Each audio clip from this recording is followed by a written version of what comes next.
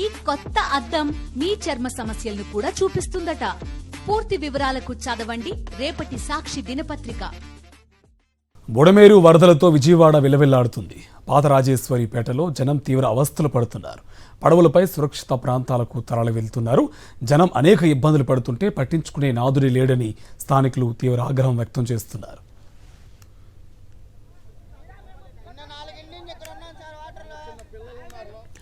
మరింత సమాచారం విజయవాడ పాతరాజేశ్వరిపేట నుంచి మా కరెస్పాండెంట్ పోతురాజు అందిస్తారు.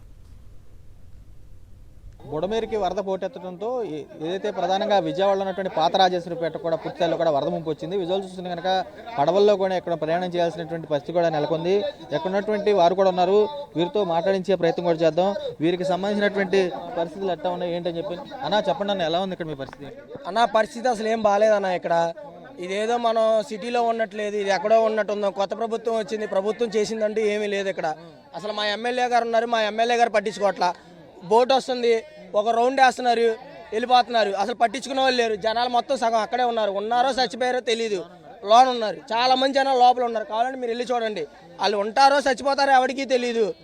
ఫుడ్ తాగమంటే ఫుడ్ ఇక్కడ తెస్తున్నారు, ఇక్కడ వదిలేస్తున్నారు, కొట్టుకొని ఇక్కడ పడేస్తున్నారు. లోపల తినడానికి కూడా లేదు. అసలు నిన్న పొద్దు నుంచి ఒక్క నాయకుడు లేడు ఇక్కడ, ఒకటి పట్టించుకునే వాళ్ళు లేడు. నిన్న నేను 12 కానించి మా ఊళ్ళో ఉన్నారండి, బోర్డు కావాలంటే ఒక్క బోర్డు రాలేదు. రాత్రి 7 గంటలకు బోర్డులు వచ్చినాయి. ఇగో ఆ బోర్డులో అలా ఎగబడుతున్నారు. ఒక్కడ పోలీసు వాడు ఉండి సరిగ్గా బోర్డు పంపించే వాళ్ళు లేడు ఇక్కడ. లోపల చాలా భయంకరంగా ఉంది. ఫుడ్ లేదు, కరెంట్ లేదు. వాళ్ళు డాబాపై లెక్కలు ఉన్నారు పిల్లలతో. ఇగో మా ఫ్రెండ్ చెవికి ఆపరేషన్ చేయించుకున్నాడు. అతన్ని చెవి ఇన్ఫెక్షన్ జరుగుతుంది, హాస్పిటల్ తీసుకెళ్ళాలి. ఓ బోర్డు పంపించమంటే లేదు, రెండోసారి వెళ్ళమంటే వెళ్తలేదు. ఓ ట్రిప్ వచ్చింది వెళ్తలేదు. ఇతను లోపల బోర్డు రావట్లేదు, పిల్లలు ఫుడ్ లేదు. అసలు కొంచెం బోర్డు రమ్మంటే ఏ బోర్డు రావట్లేదు, ఏ నాయుడు రావట్లేదు. మేము ఎంత యాత్ర పడుతున్నామో. ఇక్కడ దాకా నీళ్లు రావాలంటే రాలేకపోతున్నాం. ఆడోళ్ళు ఎలా వస్తామండి? ఈ 2 రోజులు సార్ ఇది మన అడవిలో బతుకుతున్నామా సిటీలో బతుకుతున్నామా అర్థం కావట్లా. ఇప్పటికి చాలా మంది ఇరుక్కుపోయారు కదా. ఇరుక్కుపోయినప్పుడు గవర్నమెంట్ వచ్చినప్పుడు ఆదుకోవాలి కదా అందరినీ. ఇప్పుడు రాత్రి నుంచి ఇక్కడ కాపు కాస్తున్నాం. ఒక్క ఆయన అంటున్నాడు నా డ్యూటీ అయిపోయింది వెళ్ళిపోతాను అంటున్నాడు.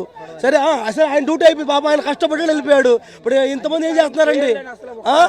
దానికి 1000 కోట్లు ఖర్చు పెట్టాను, దీనికి 1000 కోట్లు ఖర్చు పెట్టారు కదా. ఇప్పుడు మనిషి చచ్చిపోయిందని ఇస్తారా? అంటే చచ్చిపోయిన తర్వాత మనిషికి 10 లక్షలు 20 లక్షలు ఇస్తారా? ఒక 100 రూపాయలు ఖర్చు పెట్టి మా వాళ్ళు తీసుకొస్తే చాలా కదండి మాకు. రాత్రి నుంచి పండుకోవడం లేదు, నిద్ర లేదు, మాకు అన్నం లేదు మాకు. అయితేనా చూడండి ఎలా ఉందో చూడండి. రాత్రి నుంచి ఇక్కడే ఉన్నాం మేము. మంత్రులు ఇరుక్కుపోయారండి. వాళ్ళు తీసుకునే బాబు అంటే ఎవరు రాట్లా.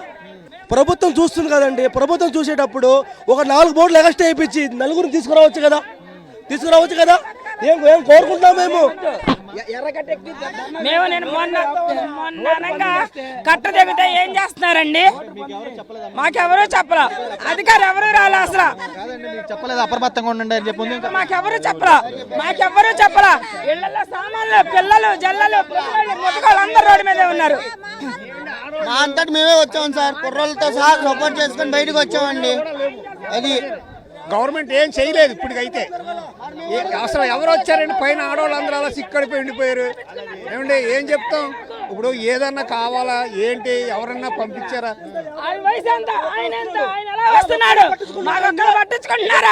మాకు న్యాయం ఏది? మాకు అసలు మొన్ననే కట్ట దిగితే మాకు ఎవరైనా చెప్పారా? మీరు బోటిగా చేరండి అని ఎవరైనా చెప్పారా? ఎవరో చెప్పరా. మా పరిస్థితి అండి ఇలా ఉందా. నీళ్ళలో అడుక్కొని, నీళ్ళలో సామాన్లు వదులుకొని, పిల్లలు వదులుకొని, ఎవరి కాలే గొడ్డు వదులుకొని వచ్చేసాం. ఇంకా చాలా మంది ఇళ్లలో నుంచి బయటకు రాలేక ఎవడొచ్చి తీసుకెళ్తాడు అన్నట్టుగా ఆలోచిస్తున్నారు. ఎలా తల్లి నీ తాట నీళ్ళు లేవు, ఎటు పోవాలో తెలియదు, ఏం చేయాలో తెలియదు. అసలు ఏందో అయోమయం పరిస్థితుల్లో ఉన్నారు. మొత్తం లోపలంతా ఉండిపోయారు జనం. ఇంటికి వచ్చి అడుక్కొని వెళ్ళారు ఓట్లు అయినాడు. ఇప్పుడు ఏంటి మాకు సంస్థ? ఏం చేస్తారు చెప్పండి మీరు?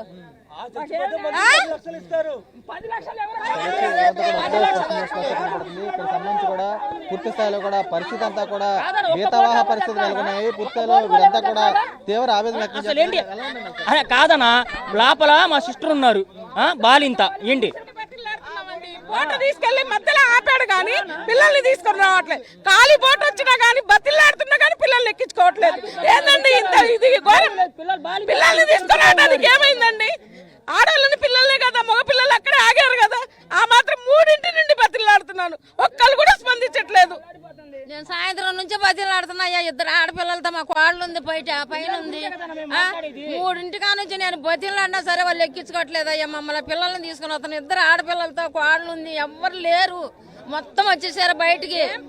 ఇదిగో వద్దామనే అయ్యా, వద్దామనే వాటికి ఉండబాపి ప్రభుత్వం ఏం ప్రభుత్వం అండి ఇది? దళిత ప్రభుత్వం ఇది. దేనికి స్పందించినప్పుడు ప్రభుత్వం ఎందుకండి ఇంత? నిన్న ఉదయం నుంచి అల్లాడిపోతున్నారు. వాళ్ళని తేలేనప్పుడు ఎందుకండి ఈ ప్రభుత్వం? అసలు ఏమైపోవాలని మనుషులు పట్టించుకోని ప్రభుత్వం ఎందుకండి మాకు? ఎవరు పట్టించుకోవట్లేదు. వీరంతా కూడా ఒకటే స్పష్టం చేస్తే కనపడుతుంది. ప్రధానంగా చూస్తే కనుక వీరంతా కూడా ఒకటే స్పష్టం చేస్తున్నారు. 2 రోజుల నుంచి కూడా పూర్తిగా తీవ్ర ఇబ్బందులు ఎదుర్కొంటున్నా కానీ అధికార యంత్రాంగం పూర్తి స్థాయిలో పట్టించుకోవట్లేదు. అధికారులకు సంబంధించి కానీ ఇక్కడ ప్రజాప్రతినిధులు కూడా పూర్తి స్థాయిలో పట్టించుకున్నట్టు పాపాన పోలేదు. తమకు సంబంధించి బోట్లు కానీ పూర్తి సౌకర్యం కల్పించాలి, లో ఉన్నటువంటి చిక్కున్న వారిని కూడా బయటికి తీసుకురాని చెప్పి వీరు కూడా కోరుకుని పరిస్థితి కూడా కనబడుతుంది. విజయ్ కుమార్ రాజు సాక్షి పాతరాజేశ్వరిపేట నుంచి.